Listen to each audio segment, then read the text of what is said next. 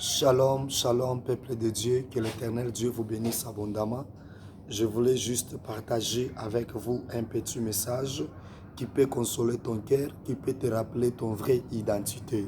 Et on va lire dans 2 Rois, chapitre 6, le verset 31 jusqu'au 32e. Le roi dit que Dieu me punisse dans toute rigueur si la tête d'Élisée, fils de Shaphat, reste aujourd'hui sur sa tête. 32. Or, Élisée était assis dans sa maison et les anciens étaient assis auprès de lui. Le roi envoyant quelqu'un devant lui, mais avant que le messager soit arrivé, Élisée dit aux anciens: voyez-vous que ces fils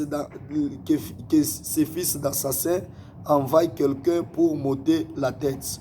Écoutez, quand le messager viendra, fermez la porte et repoussez-les avec la porte.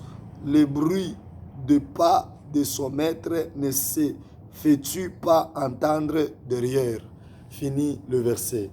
Que le bon Dieu vous bénisse abondamment. Je voulais juste partager avec toi pour te dire que tu es la solution aux problèmes qui vous entourent. Bien-aimé, écoutez ce message. Élisée, il n'était pas ni ministre des Finances, ni ministre de l'économie.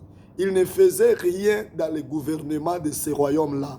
Mais le roi a compris qu'il y a la famine dans le pays, il y a la famine dans la ville. Qu'est-ce que je peux faire? Il faut que je demande la solution ou l'intervention chez Élisée. Il a appelé Élisée, il a menacé Élisée de mort pour dire que si tu ne donnes pas la solution, je te couperai la tête, je te tuerai, je te ferai ça et là. Malgré toutes ces menaces-là, il a oublié que Élisée a un Dieu dans lui. C'est le Dieu qui était dans Élisée qui a révélé à Élisée que le roi, qui est le fils d'assassin, il est en train d'envoyer quelqu'un pour te tuer, pour te faire du mal. Bien-aimé, écoutez-moi bien. Tu es la solution à ton problème. Tu es la solution au monde qui t'entoure parce que tu as Jésus dans toi. En réalité, Élisée n'était pas ni ministre, n'était pas ni quelqu'un qui avait l'influence dans leur gouvernement. Heureusement, il avait Dieu dans lui. Comme il avait Dieu dans lui, il a dit au roi, vie éternelle, je te dis demain matin, on achètera les choses à la porte de Samarie à cheap price. On va les acheter donc à prix bas. C'est pour te dire, toi, ne t'ignore pas, n'ignore pas ton identité. Si tu as Christ dans toi, tu es la solution devant le monde qui t'entoure. Tiens-toi à la hauteur pour influencer le monde qui t'entoure. Il y a plusieurs qui parlent mal contre toi, qu'ils disent tu n'évolueras pas, qu'ils disent tu ne feras rien, qu'ils disent ça et là. Mais moi je te rappelle au nom puissant de Jésus que tu es la solution dans tous les problèmes. Tu es la solution devant n'importe qui se lève devant n'importe quoi comme problème. C'est toi qui es la solution parce que Christ est dans toi. Élisée était solution devant Samarie. Élie était solution en Israël. Il n'y avait pas la pluie. Mais le roi Akab a dit que Élie, tu troubles l'ordre d'Israël. Lorsque Élie était arrivé, il a dit non, ce n'est pas moi qui trouble l'ordre, le contraire c'est toi. Élie avait monté au Carmel. Lorsqu'il avait monté à la montagne, il implore Dieu pour qu'il lui donne la pluie et Dieu avait répondu par la pluie. C'est pourquoi je te dis que tu es solution. N'ignore pas, bien-aimé. Malgré les problèmes qui t'arrivent, ne dis pas que tu n'as pas Dieu. Comme Jésus-Christ est dans toi, sachez-le bien que tu es la solution.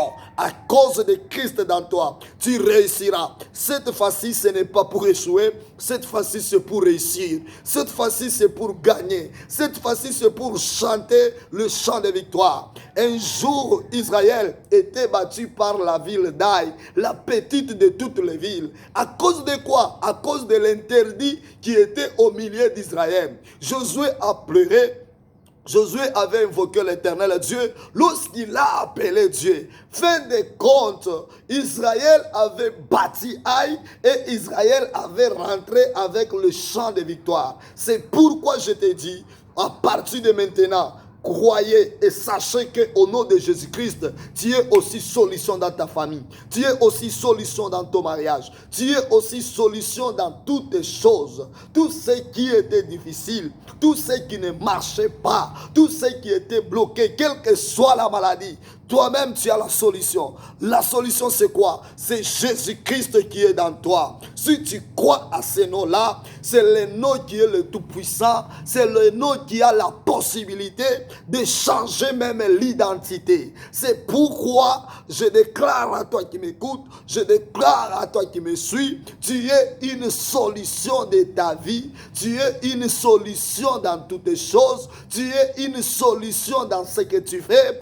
tu es une solution dans tes parcours, tu es une solution dans ton entourage, tu es une solution dans ta famille, tu es une solution dans ton entreprise, tu es une solution dans ton foyer du mariage, tu es une solution dans toutes les choses. Rien ne sera impossible à celui qui croit en Jésus-Christ comme Seigneur et Sauveur. Enlevez l'interdiction qui est dans toi, tu seras la meilleure solution de plusieurs.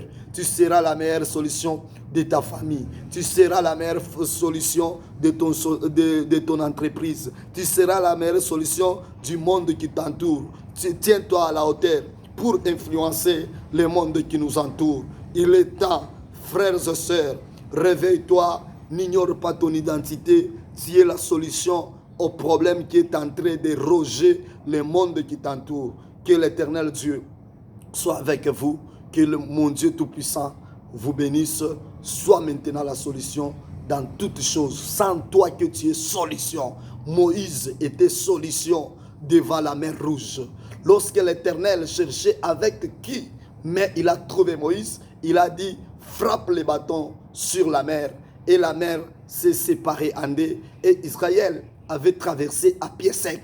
Aujourd'hui, à cause de toi, Dieu te fera une solution dans ta vie, dans ta famille, dans ton entreprise, dans ton église, dans toutes choses spirituelles, dans ton ministère.